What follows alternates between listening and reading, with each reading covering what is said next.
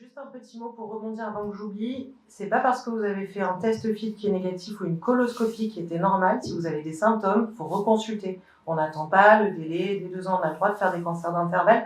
C'est majeur, il ne faut pas être faussement rassuré par un test négatif. Petit mot. Alors, voilà ce qui s'est passé dans ma tête quand on m'a proposé le sujet. Une espèce d'explosion d'idées. Je me suis dit, il va falloir parler de tout ça, mais en même temps, c'est pas possible. Donc, globalement, en 20 ans, il s'en est passé des choses. Donc, en termes de chirurgie, on en a parlé, d'endoscopie. Maintenant, on a même des techniques d'intelligence artificielle pour dépister vraiment précocement les lésions. On arrive à faire des traitements endoscopiques de cancer. Donc, on va beaucoup plus loin. En termes de radiothérapie, on en a parlé, on cible mieux, on a moins d'effets secondaires, on essaie d'être plus précis. Dans l'accompagnement des cancers aussi, on est un peu meilleur. On prend en charge la dénutrition, on essaye d'accompagner les patients. En termes de marqueurs pronostiques, on comprend mieux la maladie, donc on arrive à mieux la prendre en charge. En termes de dépistage, quand même, on en a dit un mot, mais c'est plus l'hémoculte, c'est le test FIT qui est beaucoup plus simple, qui est beaucoup plus précis. Donc il y a vraiment beaucoup de progrès sur ces 20 dernières années. Et en termes de traitement, c'est là-dessus que je vais me focaliser, que ce soit l'immunothérapie, les thérapies ciblées, l'avènement de nouvelles molécules, on a plus de lignes de traitement, on peut traiter les gens plus longtemps, même sur des maladies métastatiques. Et on en dira un mot, on en vient même à se poser la question de greffer des gens avec des métastases hépatiques. Donc on va de plus en plus loin dans les traitements. Ce qu'il faut retenir de tout ça, si je pourrais même m'arrêter là, c'est qu'aujourd'hui, le progrès majeur sur ces 20 dernières années, c'est qu'on fait de la médecine personnalisée.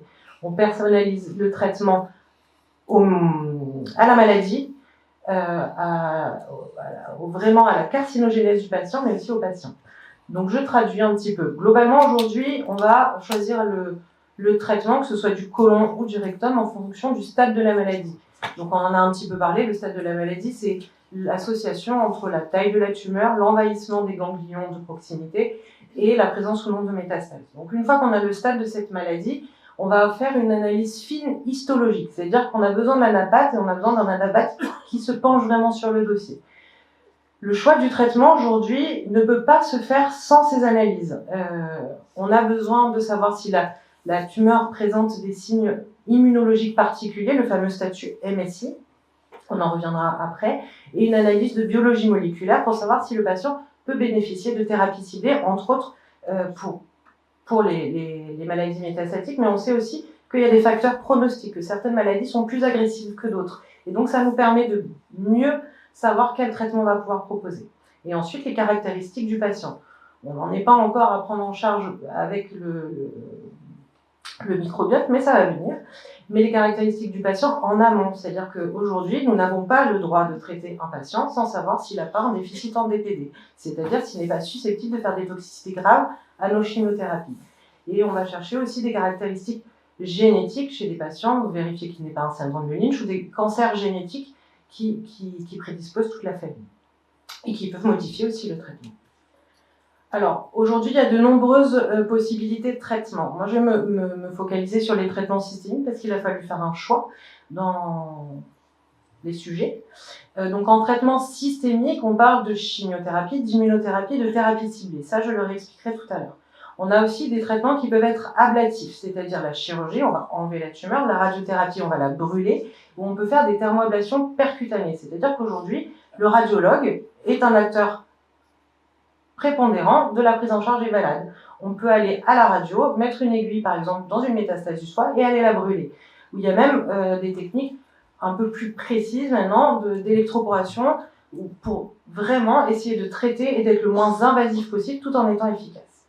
Et il y a d'autres techniques de traitement loco-régionné qui arrivent, la chimio intra-artérielle, c'est-à-dire que le radiologue va mettre un cathéter dans les vaisseaux du foie et la chimiothérapie, le fameux oxaliplatine qui donne la neuroparesthésie et des effets secondaires indésirables au long cours chez les patients, on va essayer de le mettre en intra-artériel dans le foie pour les patients qui ont des métastases hépatiques prépondérantes pour éviter d'avoir ces toxicités. Donc on essaye d'optimiser l'efficacité, de limiter les effets secondaires. Et on a d'autres techniques qui arrivent qui sont encore plus innovantes, la radioembolisation, c'est-à-dire qu'on va aller perfuser des molécules chargées en yttrium qui vont aller irradier sur les métastases hépatiques par exemple. Donc, on avance. Alors, petite diapo, 95, avènement des chimiothérapies. Alors, les chimiothérapies, c'est la mitraillette, c'est-à-dire que on va essayer de tuer la cellule cancéreuse, donc, mais un peu tous azimuts. Donc, il y a des effets secondaires. Au passage, on peut abîmer d'autres cellules à renouvellement rapide. Donc, les principales chimiothérapies qu'on utilise, nous, c'est le 5FU, l'irinotecan, l'oxaliplatine, peu importe. Mais jusqu'à 2004, on avait ça. La chimiothérapie, donc on tuait des cellules cancéreuses, ok, mais au passage, on avait un peu des toxicités avec de la diarrhée, des mucites, une efficacité modérée, on verra plus tard. 2004, avènement des thérapies ciblées. Là, ça change la donne. C'est-à-dire que on n'est plus avec notre mitraillette à essayer de tirer tous azimuts, on essaye de cibler. On comprend un peu mieux la carcinogénèse. Donc on est plus précis. Les thérapies ciblées, il y a deux grandes familles. Les anti-EGFR. Alors c'est du chinois, mais globalement, ces médicaments, ils ont pour activité d'agir sur le système de réplication intracellulaire de l'ADN, donc sur la carcinogénèse pure. Donc aujourd'hui, on cherche des patients qui auraient une mutation de cette voie d'activation, la fameuse voie d'hémapkinase. Ces patients mutés ne peuvent pas bénéficier de ce traitement parce qu'on sait que la cellule, elle s'active toute seule, donc ça n'a pas d'intérêt de leur mettre. Et donc il y a une autre famille de médicaments qui peut être proposée chez ces patients-là. Les anti-VEGF, c'est des médicaments qui vont empêcher la vascularisation de la tumeur. Donc la tumeur manque d'oxygène, se nécrose et meurt, pour faire simple. Donc on a deux grandes familles de médicaments qui arrivent dans les années à peu près 2004 et qui vont changer la donne en termes de survie, on le verra après. Et puis 2021, la fameuse immunothérapie. Alors l'immunothérapie, elle ne va pas tuer la cellule cancéreuse. On va dire que le cancer va inhiber le système immunitaire qui normalement se bat contre le cancer. Et donc le rôle de l'immunothérapie, c'est de lever ce frein. C'est-à-dire que on va redonner la possibilité au système immunitaire de se battre contre le cancer. Le problème de ces médicaments, c'est que même s'ils sont très efficaces, ils sont efficaces que ces fameux patients MSI. Donc c'est pour ça qu'en amont du traitement, c'est important de savoir le statut du malade. Et ça ne représente malheureusement que 5% de la population. Donc, très peu de patients, mais avec un bénéfice clair du traitement. Et 2021, monoimmunothérapie, et maintenant on est amené à essayer d'optimiser l'immunothérapie avec des associations de médicaments. Et puis, plus on avance, plus on cherche des cibles, donc maintenant on n'en est plus à chercher juste les mutations de race, on en est à se poser des questions bien plus précises. C'est pas CARAS, mais est-ce que c'est pas CARAS G12C? Parce qu'on a des médicaments qui sont disponibles pour ces malades. Est-ce qu'on a des mutations de BRAF V600E? Parce qu'on sait que c'est des malades de moins bon pronostic et qu'en plus on a des traitements à leur proposer, POL-E pour l'immunothérapie, HER2 on verra, et on en est à même se poser des questions, à chercher des choses encore plus précises, des altérations au niveau de l'ARN avec des fusions, vraiment on précise. Alors, ça a quoi comme impact en termes de survie? Là, c'est vraiment des exemples de survie en métastatique, c'est-à-dire 84, le FUFOL, 11 mois de survie. Bon, pas terrible.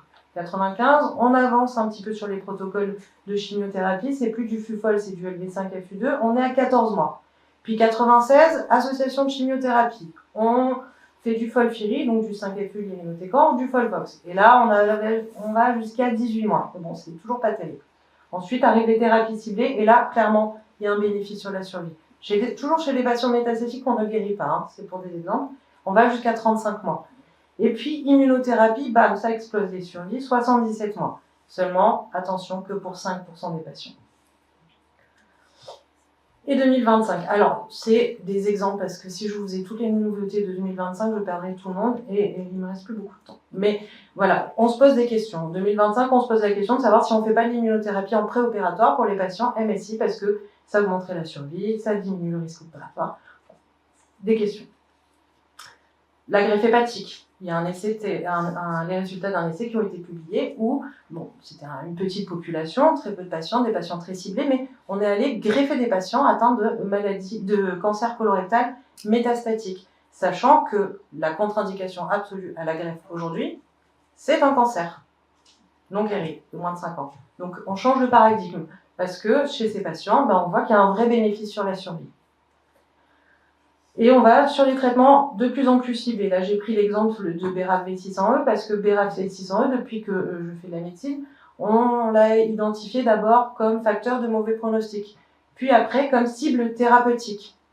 D'abord en deuxième ligne, l'encorafénib, associé au cetuximab, bon, c'est du charabia, mais 2019, le BRAF-V600E, qui était identifié comme un facteur de mauvais pronostic, devient une cible thérapeutique en deuxième ligne, c'est-à-dire chez les patients en échec d'un traitement de première ligne. Puis là, récemment, il y a même une étude en première ligne. Donc on avance, on essaye de gagner du terrain. C'est la fameuse étude Breakwater, mais je suis pas sûre que ça parle beaucoup, les études, les courbes de survie à tout le monde, mais voilà, on avance, on gagne du terrain. Toujours pour les exemples des thérapies de plus en plus ciblées, les mutations HER2, donc il y a plein de médicaments, c'est du chinois, mais on avance, on essaye de trouver des cibles, on essaye de trouver de plus en plus de médicaments. Et quelques mots de conclusion, on avance aussi sur les lignes thérapeutiques, c'est-à-dire que ça, avant, les traitements de troisième ligne et plus, on ne le voyait pas dans le thésaurus de cancérologie, qui est notre bible de cancer.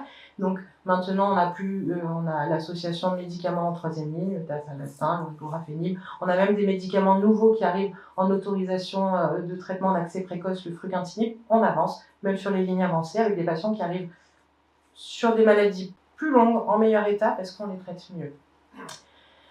La conclusion de tout ça, c'est tous à vos tests, parce que je ne veux pas vous voir en consultation pour de la chimiothérapie.